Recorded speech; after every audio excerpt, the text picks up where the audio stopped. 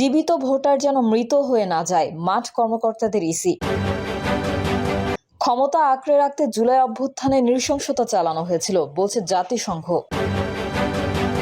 জাতীয় পার্টির মহাসচিব চুন্নুর দেশ ত্যাগে নিষেধাজ্ঞা। অন্তর্বর্তী সরকার শুধু সংস্কার নিয়ে ব্যস্ত বলছেন গয়েশ্বরচন্দ্র রায়। এবং সর্বশেষ জানাবো, হাসিনা সরকার গুরুতর মানবাধিকার লঙ্ঘনে জড়িত বলছে জাতিসংঘ। এতক্ষণ শুনছিলেন সংবাদ শিরোনাম, এবারে বিস্তারিত। তবে তার আগে অনুরোধ থাকবে আমাদের চ্যানেলটি সাবস্ক্রাইব করে বেল আইকনটি ক্লিক করুন। জীবিত ভোটার যেন মৃত হয়ে না যায়, মাঠ কর্মকর্তাদের ইসি। চলমান ভোটার তালিকা হালনাগাদ কার্যক্রমে কোনো জীবিত ভোটারকে মৃত ভোটারের তালিকায় ফেলা না হয় সে বিষয়ে সতর্ক থাকতে মাঠ কর্মকর্তাদের নির্দেশ দিয়েছে নির্বাচন কমিশন। নির্দেশনায় বলা হয়, ভোটার তালিকা থেকে মৃত ভোটারের নাম কর্তনের কাজটি অত্যন্ত গুরুত্বপূর্ণ, যা অতি সতর্কতার সহিত সম্পন্ন করা বাঞ্ছনীয়। কাজটি সতর্কতার সহিত না করলে একজন জীবিত ভোটার তালিকা থেকে কর্তন হয়ে যেতে পারে, তখন ওই ভোটারের জাতীয় পরিচয়পত্র অচল হয়ে যাবে। এই অবস্থায় অধিকতর যাচাই সাপেক্ষে কার্ড ম্যানেজমেন্ট সফটওয়্যারের মাধ্যমে ভোটার তালিকা থেকে মৃত ভোটার কর্তনের জন্য একটি মডিউল ডেভেলপ করা হয়েছে। কাজটি সঠিকভাবে করার জন্য নির্দেশ দিয়েছে কমিশন। ক্ষমতা আঁকড়ে রাখতে জুলাই অভ্যুত্থানে নৃশংসতা চালানো হয়েছিল বলছে জাতিসংঘ। ভলকার তুর্ক বলেন, আমরা যে সাক্ষ্য এবং প্রমাণ সংগ্রহ করেছি তা ব্যাপক রাষ্ট্রীয় সহিংসতা এবং লক্ষ্যভিত্তিক হত্যাকাণ্ডের এক উদ্বেগজনক চিত্র তুলে ধরে, যা মানবাধিকার লঙ্ঘনের মধ্যে সবচেয়ে গুরুতর এবং আন্তর্জাতিক অপরাধ গঠন করতে পারে। জাতীয় নিরাময় এবং বাংলাদেশের ভবিষ্যতের জন্য দায়বদ্ধতা এবং ন্যায় বিচার অপরিহার্য।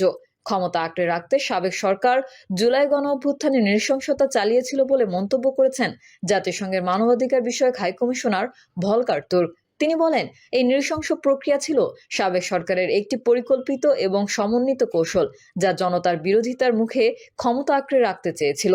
বিক্ষোভ দমন করার কৌশলের অংশ হিসেবে রাজনৈতিক নেতৃত্ব এবং ঊর্ধ্বতন নিরাপত্তা কর্মকর্তাদের অজ্ঞাতসারে তাদের সমন্বয় ও নির্দেশনায় শত শত বিচার বহির্ভূত হত্যাকাণ্ড, ব্যাপক নির্বিচারে গ্রেফতার ও আটক এবং নির্যাতন চালানো হয়েছে বলে বিশ্বাস করার যুক্তিসঙ্গত কারণ রয়েছে।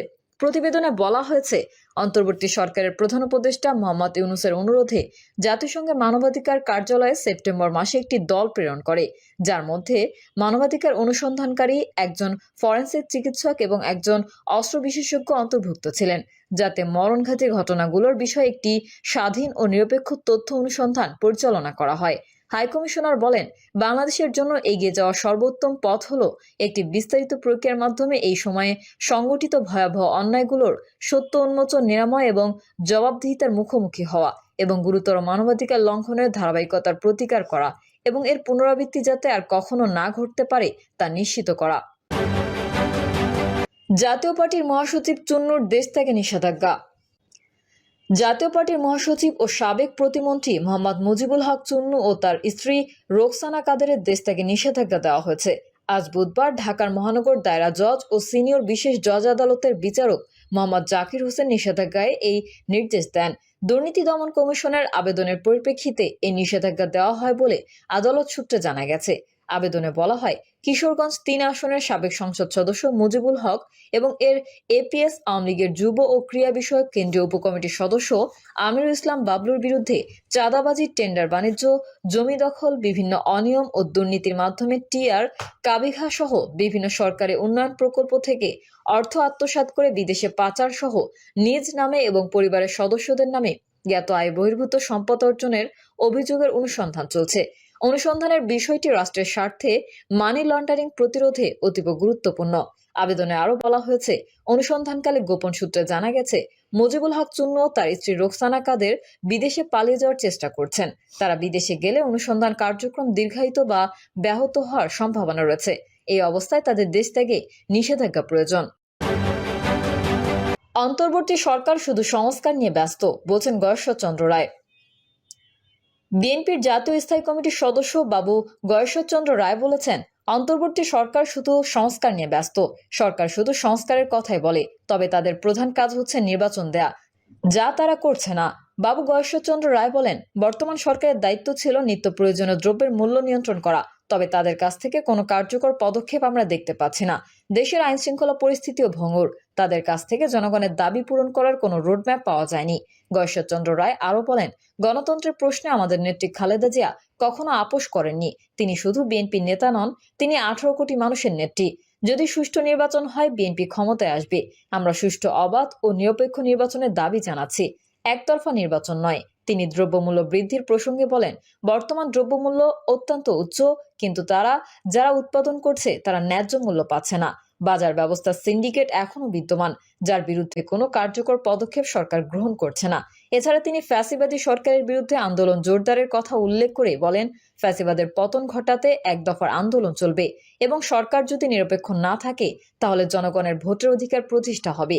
গয়েশ্বরচন্দ্র রায় সরকারের প্রতি আহ্বান জানান যে তারা যেন দ্রুত সুষ্ঠু নির্বাচন প্রদান করেন, যাতে জনগণ তাদের অধিকার পুনরুদ্ধার করতে পারে। হাসিনা সরকার গুরুতর মানবাধিকার লঙ্ঘনে জড়িত, বলছে জাতিসংঘ।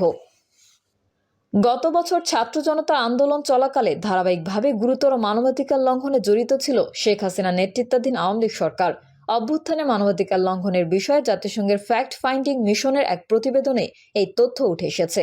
ফ্যাক্ট ফাইন্ডিং মিশনের প্রতিবেদন অনুযায়ী বাংলাদেশের বিগত আওয়ামী লীগ সরকার নিরাপত্তা ও গোয়েন্দা সংস্থাগুলোর পাশাপাশি আওয়ামী লীগের সঙ্গে যুক্ত সহিংস গোষ্ঠীগুলো গত বছরের ছাত্র নেতৃত্বাধীন আন্দোলন চলাকালীন ধারাবাহিকভাবে গুরুতর মানবাধিকার লঙ্ঘনে জড়িত ছিল। উচ্চপদস্থ কর্মকর্তাদের সাক্ষ্য এবং অন্যান্য প্রমাণের ভিত্তিতে প্রতিবেদনে আরও উল্লেখ করা হয়েছে, বিক্ষোভকারী এবং তাদের সমর্থকদের উপর আক্রমণ ও সহিংস দমন পীড়নের জন্য একটি আনুষ্ঠানিক নীতি অনুসরণ করা হয়েছিল। এতে মানবতার বিরুদ্ধে অপরাধ সংঘটিত হওয়ার আশঙ্কা রয়েছে, যা জরুরি ভিত্তিতে আরও তদন্তের প্রয়োজনীয়তা তুলে ধরে। বিভিন্ন বিশ্বস্ত সূত্রের তথ্যের ভিত্তিতে জাতিসংঘের প্রতিবেদনে বলা হয়েছে, 1 জুলাই থেকে 15 আগস্টের মধ্যে প্রায় 1400 জন নিহত হয়ে থাকতে পারেন। আহত হয়েছেন হাজার হাজার মানুষ, যাদের বেশিরভাগই নিরাপত্তা বাহিনীর গুলিতে আহত হন। নিহতদের মধ্যে 12 থেকে 13% শিশু ছিল বলে প্রতিবেদনে উল্লেখ করা হয়েছে।